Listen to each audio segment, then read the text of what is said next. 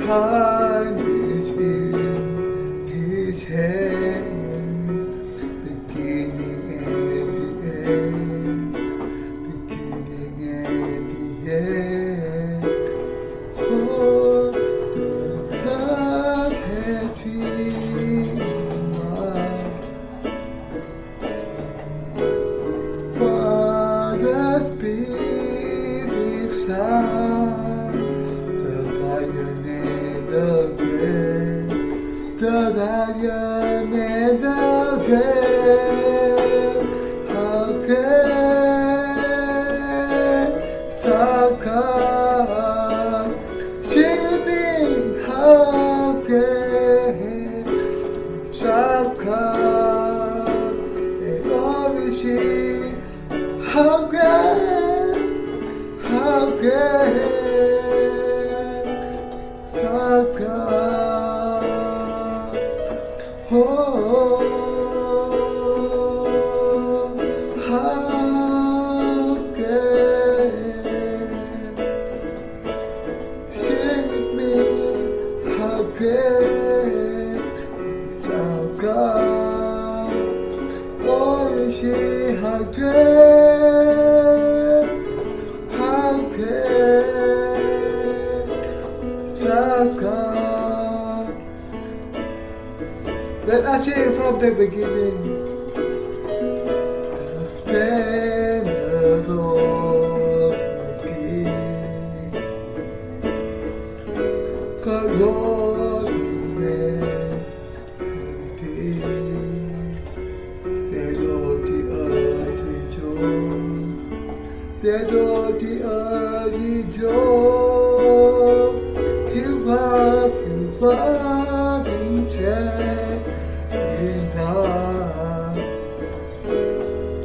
and darkness shall to have, and never there before, and never there before.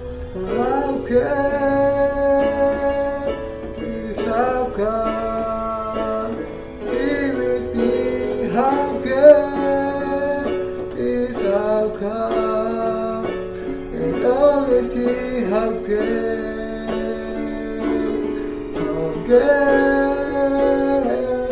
is our God?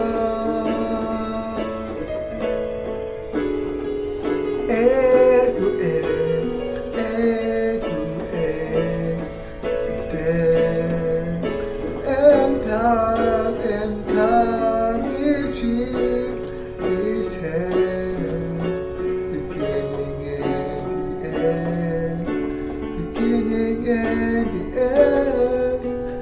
The God you are in the heart you sing how great you are.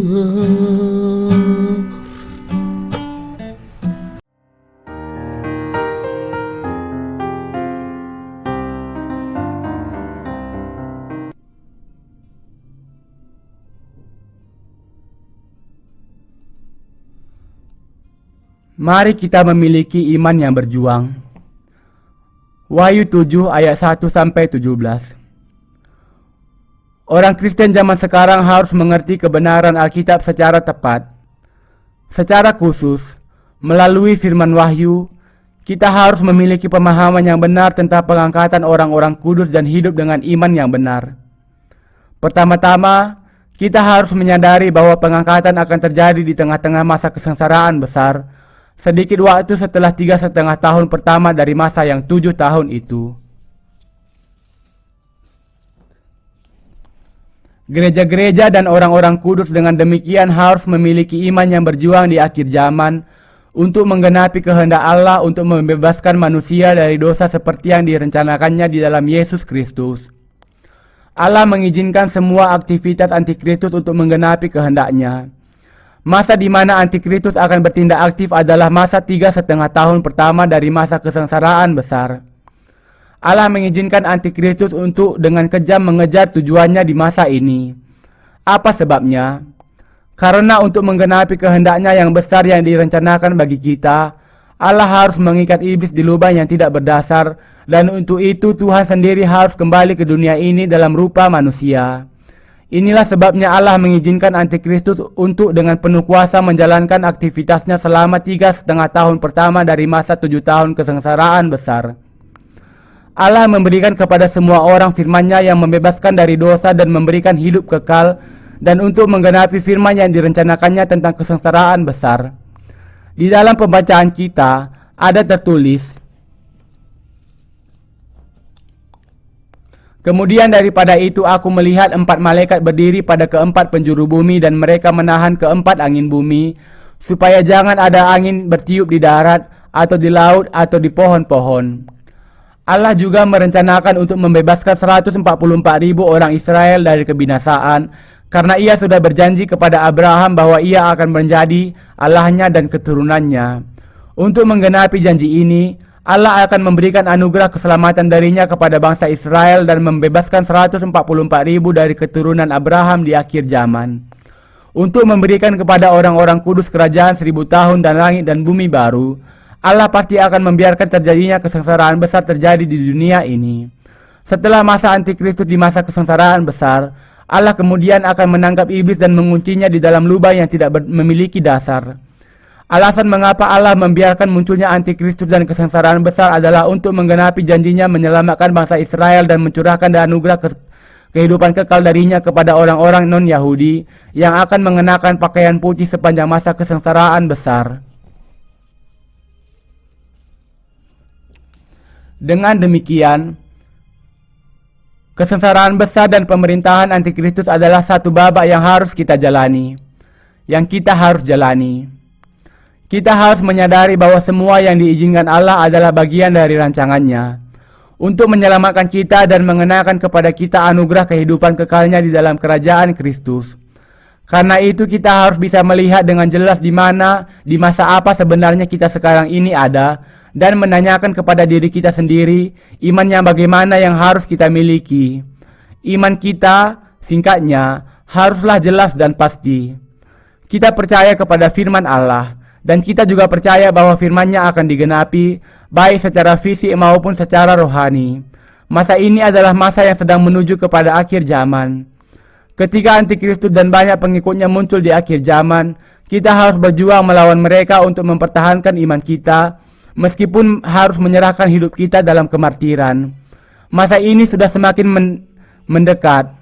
Kalau kita percaya kepada firman, kita harus melawan antikristus, musuh besar itu, beserta para pengikutnya. Inilah iman yang berjuang. Perjuangan berarti peperangan. Tetapi yang saya maksud peperangan bukanlah kekerasan fisik, memukul dan meninju.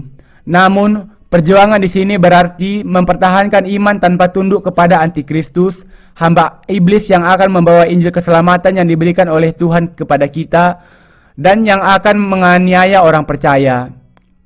Orang-orang yang akan dijadikan martir di akhir zaman adalah orang-orang yang memelihara firman Allah. Yang mereka saksikan adalah Yesus yang datang melalui Injil air dan Roh. Perjuangan ini adalah untuk mempertahankan iman kepada Injil air dan Roh. Untuk mempertahankan Injil ini, mereka yang dilahirkan kembali dengan percaya kepada Injil air dan Roh yang diberikan oleh Tuhan harus bersatu dengan orang-orang kudus lain yang juga dilahirkan kembali dan juga dengan gereja-gereja Allah yang dilahirkan kembali. Dan kita harus bertekad untuk dengan berani memasuki perjuangan dengan ketetapan yang tidak akan goyah untuk menyebarkan iman kita kepada orang lain dan untuk menyelamatkan jiwa-jiwa mereka. Siap sepenuhnya adalah perjuangan berarti mempertahankan iman kita dan juga menyelamatkan jiwa-jiwa lain. Iman jemaat seperti ini adalah jalan menuju kepada kemenangan yang berkenan kepada Allah. Hamba Allah dan orang-orang kudusnya harus senantiasa memelihara iman yang berjuang. Bagaimana dengan masa ini, di mana kita harus hidup dengan hati dan iman yang siap untuk berjuang? Masa sekarang ini jelas-jelas sedang menjalani banyak perubahan. Banyak teori tentang pengangkatan dan kedatangan kembali Kristus sudah muncul dan hilang, dan dengan itu iman manusia juga berubah mengikutinya. Sebelum teori yang baru tentang pengangkatan mulai diangkat pada awal tahun 1800-an, semua orang percaya dan memberitakan doktrin pengangkatan post-tribulasi yang mengatakan bahwa kedatangan Kristus akan terjadi sesudah orang-orang kudusnya menjalani seluruh masa kesengsaraan besar, dan bahwa pengangkatan serta kebangkitan mereka akan terjadi pada saat kedatangan Kristus ini. Tetapi teori pengangkatan pre-tribulasi yang sedikit demi sedikit mendapat pengikut pada awal tahun 1800-an menggantikan teori pengangkatan post-tribulasi. Teori pengangkatan pre-tribulasi mengatakan bahwa orang-orang yang percaya kepada Yesus akan diangkat ke angkasa sebelum dimulainya masa 7 tahun kesengsaraan besar. Meskipun teori ini pada awalnya ditolak oleh banyak orang, tetapi sekarang ini hampir semua orang percaya kepada doktrin pengangkatan pre-tribulasi dengan beberapa kekecualian saja. Tetapi teori pengangkatan pre-tribulasi tidak hanya tidak sesuai dengan firman Allah sama sekali, tetapi juga bahkan menjadikan firman Allah dan rancangannya menjadi tidak bermakna. Namun di dalam pikiran banyak orang yang tidak memahami Alkitab, teori pengangkatan pre-tribulasi ini sudah sangat tertanam dengan kuat. Para rasul di zaman dahulu membagi masa Allah menjadi dua. Yang pertama adalah masa keselamatan oleh iman di dalam Yesus Kristus, dan yang kedua adalah masa kesengsaraan besar yang terjadi setelah berlalunya masa pertama. Para ahli zaman ini mengatakan bahwa ketika mereka memahami bahwa masa yang pertama adalah masa keselamatan oleh iman dari Yesus, masa yang kedua yaitu masa kesengsaraan besar, masa kedatangan Kristus dan pengangkatan orang-orang kudus, terlalu sulit untuk dipahami. Kebanyakan orang Kristen yang percaya kepada teori pengangkatan pre-tribulasi karena ketidakmengertian mereka tidak bisa tidak memiliki iman yang salah. Terus berusaha meramalkan saat kedatangan Kristus dengan perhitungan mereka sendiri, atau membiarkan iman menjadi mandek dengan berpikir bahwa pengangkatan akan terjadi sebelum masa kesengsaraan besar. Semua ini adalah akibat percaya kepada teori pengangkatan pre-tribulasi ini. Begitu banyak orang Kristen yang jatuh ke dalam kemalasan rohani karena mereka berpikir, siapa yang peduli kalau dunia menghadapi kesulitan? Aku akan diangkat jauh sebelum masa kesengsaraan besar tiba, jadi semuanya pasti akan baik-baik saja. Semua kebingungan ini terjadi karena mereka tidak memiliki pemahaman yang pasti dan yang alkitabiah tentang pengangkatan itu. Scofield mengajukan teori pengangkatan pre-tribulasi, dan akibatnya adalah pikiran dari orang-orang yang percaya kepada teorinya hanyut ke dalam kenyamanan pribadi dan berpikir, kita akan diangkat sebelum datangnya masa kesengsaraan besar di dunia ini, dan karena itu mari kita berusaha untuk hidup senyaman mungkin sekarang ini. Iman mereka kemudian menjadi mandek. Tetapi apa yang dikatakan Alkitab tentang masa kesengsaraan besar dan pengangkatan? Alkitab mengatakan bahwa baik orang Yahudi maupun orang non-Yahudi yang percaya kepada Injil air dan roh yang diberikan oleh Yesus juga akan mengalami penganiayaan dari Antikristus sepanjang 3,5 tahun pertama dari masa kesengsaraan besar di zaman kuda hijau kuning. Dikatakan bahwa setelah 3,5 tahun pertama dari masa kesengsaraan besar, Antikristus akan membunuh orang-orang kudus, yaitu orang-orang kudus akan menjadi martir. Dikatakan juga bahwa semua orang-orang kudus, baik yang sudah menjadi martir maupun yang belum, akan dibangkitkan di dalam tubuh kemuliaan, dan ketika kebangkitan itu, mereka akan diangkat ke angkasa pada saat pengangkatan.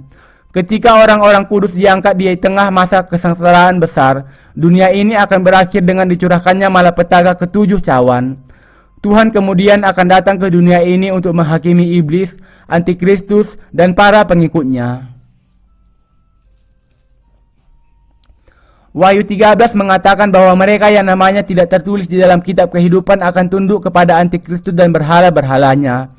Hanya mereka yang namanya tertulis di dalam kitab kehidupan, dengan kata lain, yang tidak akan tunduk kepada Antikristus dan para pengikutnya. Orang-orang yang namanya tidak tercantum di dalam kitab kehidupan dengan menolak untuk percaya kepada Injil air dan roh di dalam hati mereka kemudian akan menyembah dan menyerah kepada iblis dan berhala-berhalanya. Inilah sebabnya Alkitab mengatakan kepada kita bahwa orang-orang kudus akan tetap ada di dalam masa kesengsaraan besar, dan kemudian sesaat setelah pertengahan masa kesengsaraan, mereka semua akan berada di angkasa karena pengangkatan mereka. Mereka yang menyerah kepada iblis dan menerima tanda antikristus dalam masa 7 tahun kesengsaraan besar juga akan dibuang ke dalam lautan api dan belerang.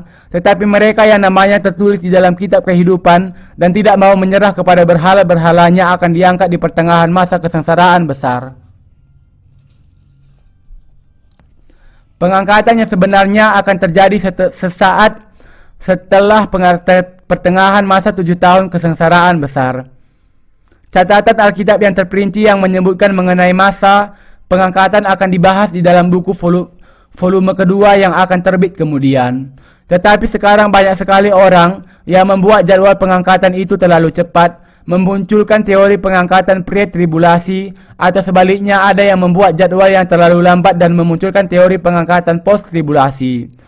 Para ahli berbicara mengenai teori pengangkatan pre-tribulasi ketika mereka sendiri tidak terlalu yakin tentang apa gunanya, tetapi kemudian ada banyak jemaat awam yang dengan sangat kuat berpegang kepada teori ini dan mempercayainya